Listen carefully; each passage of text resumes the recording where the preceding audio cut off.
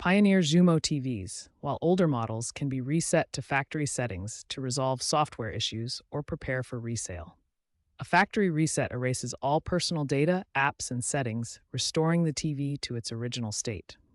It's crucial to back up any important data beforehand, if possible. There are two primary methods, with a remote, which is the standard method, and without a remote, the manual method. We will cover both.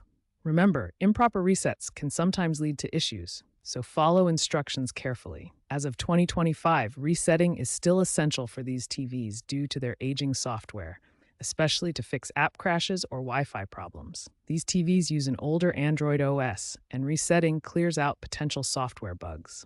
First, let's cover resetting with the remote. Power on the TV and ensure the remote is paired by pressing any button.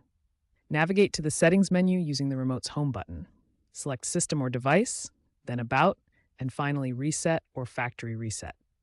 Enter the PIN if prompted, often 000 or 1234. Confirm the reset, and the TV will reboot to the initial setup screen. Now, resetting without a remote, the manual method. Unplug the TV from power for 60 seconds to discharge capacitors.